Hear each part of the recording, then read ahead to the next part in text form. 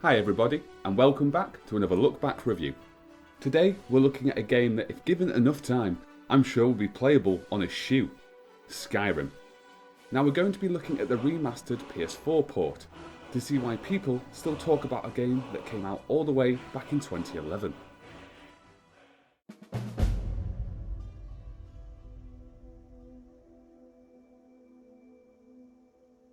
Early development of the original Skyrim started in 2007, while Bethesda's latest game, Fallout 3, was still in development.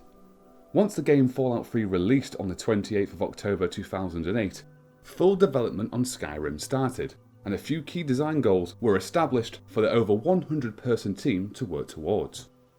They wanted a more realistic world, and a move away from the generic fantasy presentation that Bethesda had made in previous Elder Scrolls games. They wanted to avoid having too much flat ground as they'd had in previous installments, so looked to create tall mountains and hills to help break up the landscape. For each large city, they wanted it to be different and have its own culture and aesthetic. For combat, they wanted to improve melee combat and make magic feel more powerful and more dramatic. And most importantly, they wanted dragons. They had decided to use the same engine as Fallout 3, although this was modified and optimised for the design goals they had set out. Bethesda had openly said if they couldn't get the game working on current gen platforms at the time, that being the Xbox 360 and the PS3, they would have waited for next gen consoles to come out before releasing the game. Despite this, their lead, the infamous Todd Howard, was confident the consoles had all the power needed to run these games, and hit all the goals they were trying to achieve. The game would go through a relatively smooth development cycle, to release on the 11th of November 2011, getting very good review scores across many outlets and reviewers. The remaster, which launched on October 28, 2016, boasted improved visuals, lighting and load times, and the removal of some bugs from the original. The message I seem to get from other sources though was that it's the same game as before, so if you've played the original, it wouldn't really be worth your time to play through again. When I did play the original, the things I remember though were the horrible loading times, game crashes, and mission-ending bugs with a choppy frame rate to boot. So all things considered, this remaster should have been exactly what I was looking for.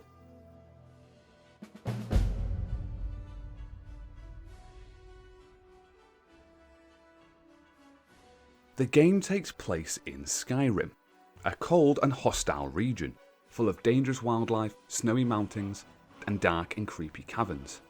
The cities and towns are full of many different races, religions and classes, all living their lives amongst a growing threat of war between the native people of the land, the Nord, and the Empire, a big bad group of people looking to take control of the region and its people. The main storyline will take you on a journey where you are discovered to be a Dragonborn. You'll be the key to defeating the reappearing dragons that are attacking the towns and cities all across Skyrim. Completing this main storyline will result in the credits rolling and you, completing the game. Anyone who has played Skyrim before will understand the quotation marks on that statement. Although this sounds like a great premise for a game all on its own, Skyrim's most attractive feature is an almost endless list of side quests and optional storylines that come with their own consequences and effects depending on your choices and how you choose to complete them. The game is all about saving the world, but every time I dived back in, I found myself exploring new and interesting areas, picking up side quests left and right, and interacting with the local politics and people in it. For example, you can join one of Skyrim's many guilds, the Thieves Guild, by completing what at first seems to just be a small pickpocketing mission. This then quickly spirals into its own storyline filled with a large set of narrative missions, side quests, and story you can easily spend hours playing through. You can join the companions in Whiterun and unlock a follower that will accompany you on missions going forward, along with another full set of narrative missions and side quests for that guild. You can even join a group of vampire hunters that, when unlocked, well, it's a whole load of missions to hunt vampires. I found that almost every single NPC I talked to had something interesting to say about the world and the many people in it. This would give me some in-game lore, point me in the right direction of a side quest, give me some information on many of the different guilds, or even result in them giving me a quest of their own to go out and do. Also, a lot of guards have issues with arrows and knees. Not sure if anybody else has picked up on this before, but just thought I'd put it out there. And that's something we should address right away. The amount of missions you have is stupendous. If I only ever had one game to play for the rest of my life, Skyrim would be a good contender for constantly throwing new missions and information my way the more I played. I mean, look at all these missions I have just waiting for me to go out and do. I'm not even that far into the game at this point, and that's something that shouldn't be underestimated, and it is impressive. Some of the larger side quests do feel just as impressive or more so than the main campaign, encouraging me to go out and explore this massive world. It's a great decision to hide some of that interesting and better content behind optional side quests, as they feel like a good reward for you going off the beaten path to find them. I won't spoil any of these for you, but if you hear something interesting and you do want to go find out more, go out and find it. You'll be rarely disappointed. As you play through the many missions and travel to lots of the new locations, you'll naturally hear a lot of the in-game lore that helps to sew together this narrative world, and helps to put context to the world you're travelling through without it getting too confusing. You'll also get some great environmental storytelling scattered in places that are void of any NPCs. Simple things like corpses around traps or skeletons and other items in particular positions help to tell you a short story about what might have happened before you arrived there. It helps to make these what could be boring areas a lot more interesting and makes the world feel a lot more lived in. The game very much encourages you to play and take in the world at your own pace, and this includes the story. If you do want to slow down and take it all in, there is loads of information to help draw you into the world. If you just want to blaze through it and set the world on fire in the process, you have the option to do so. One downside to this onslaught of quests, however, is that it did make the world feel a little bit shallow. I mean, nothing gets done without me. From delivering messages, searching tombs, locating missing items, or killing dragons, nobody does anything. And sometimes I just wanted to chat to an NPC to see what they might have to say, but nope, another quest to add to the other 50 in my list of things to do. Can somebody else please help me? You there, you sir, care for a quest to go get some tree sap? It could also feel pretty unrewarding, as there were just so many quests to go out and do, they couldn't give you a crazy reward for completing every one, as the game would become very unbalanced very quickly. More often than not, the reward for completing a mission would be another mission. I remember playing for 2 hours and only focusing on the Thieves Guild's missions. After completing 4 missions, all I had to show for it was a mediocre weapon and another slew of missions still to do. Yes, lots of missions are good, but it just left me wanting it to end so I could say I'd completed it. Moving on to those needy NPCs, all the characters are voice acted, which goes a long way to keep me interested in the many conversations and exposition that is thrown at you. I did find the small number of voice actors a little off-putting though. I would keep hearing the same 6 to 7 Nord accents for every single Nord in the game. There's like 500 of you and you have like the same 6 voices. Only the very important characters get unique voice actors, but I found their performance to be pretty mixed throughout the game. Some were great, but a lot of them were flat and samey. I feel really bad as well because after doing some more research, I found out they had like 70 voice actors in the game. But where were they? Where were you keeping them? Todd, where were you keeping them? But that's not to say the sound was poor, because it was actually one of the most impressive things about the game. Wearing headphones and creeping through a dungeon or walking through a busy city was great. The sound design had me fully immersed, resulting in far too many jump scares than I'd like to admit. The term open world gets thrown around a lot, but Skyrim for me sets the bar for what an open world experience can be. The way you take on missions, traverse the world, grow your character and progress are all in your own hands. How you do most of this will depend on what your playstyle is. The game has a level up and perk system that work in tandem to make your character as specialised or general as you want them to be.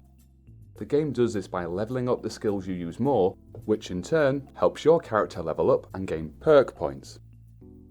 So just about everything you do in the game has a specialised skill related to it. You attack with a single-handed weapon, that's related to single-handed weapon skill.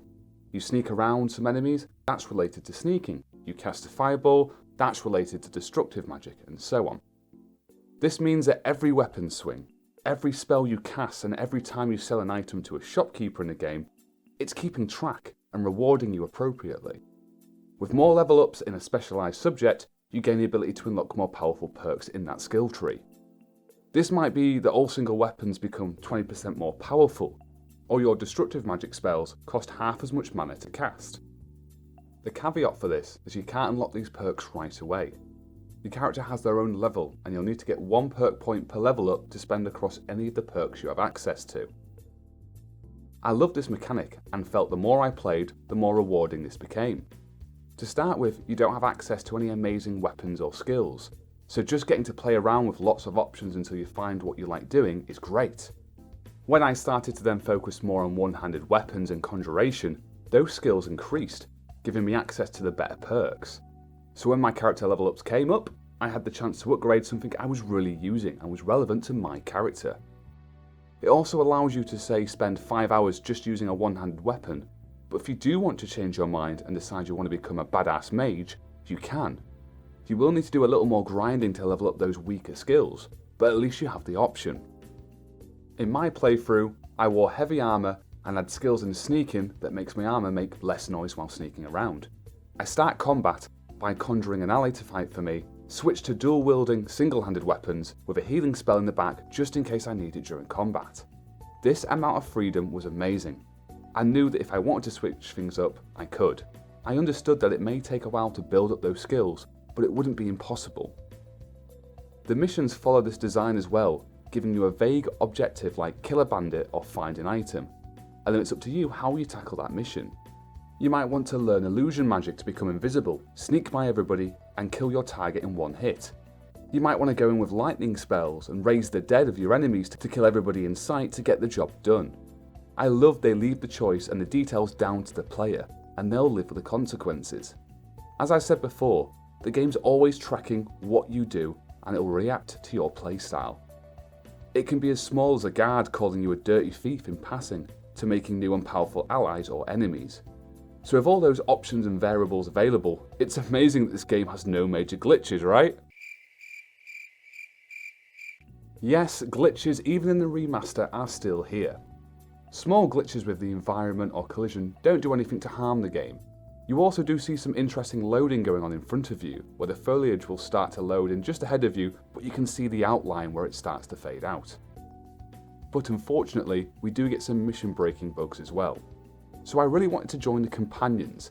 I like the idea of joining a guild dedicated to doing what's right, and the idea of bringing along another meat shield on any mission was a big plus. So they sent me out on a mission, and all I had to do was clear out a bridge of enemies near Whiterun. However, when I arrived, I'd remembered I'd already killed everybody there, but the game disagreed and mocked me by letting me know which supposed bandit I needed to kill to complete the mission. Guys, I think he's already dead. I looked online to see if there's any fix to my problem, but the only one that would work was to load up a previous save and not kill them until I picked up the quest. As I was 10 hours of playtime ahead at this point, I just decided the companions wouldn't be for me, and I joined the Thieves Guild instead. Tomato tomato. This one glitch did make me really hesitant to go out and explore the world, as the last thing I wanted was a load of missions glitched out that halted my progression through either the main campaign or a side quest I was really enjoying. It's a shame, but it was a fear I had all the way through my playthrough. My best advice would be to save often, which is super fast to do, and reloading a save is really quick as well. But I suppose this is that classic Bethesda charm people always tell me about.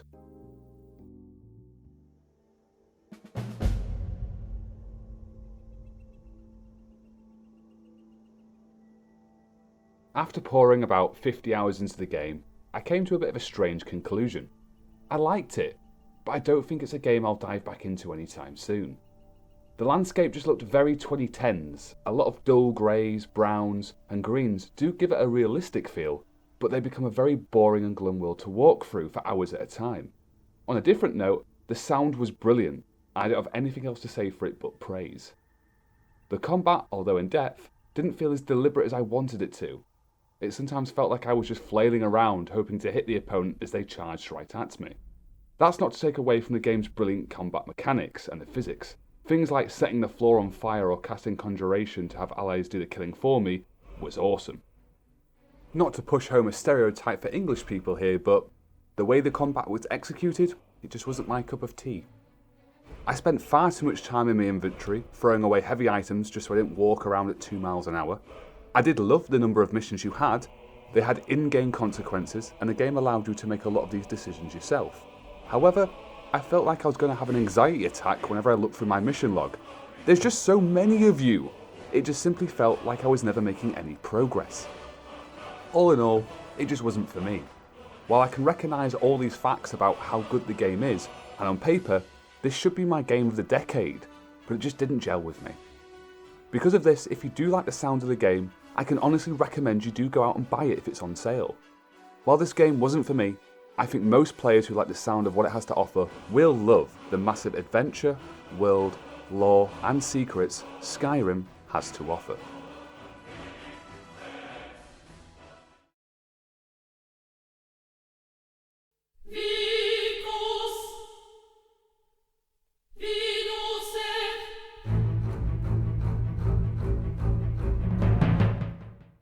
Hi guys, thank you again so much for watching. I've took some feedback from the last couple of videos and I've tried to make these ones a little bit smaller, a little bit more concise. I've got loads more to say about Skyrim though, so if you want to know more about how I felt about the game, or you've got your own opinions you want to throw in, pop it down in the comments below. I'll try my best to answer every single one I get. But thank you again just so much for watching. I hope to see you in the next one, and of course if you want to see more, I'll put links below.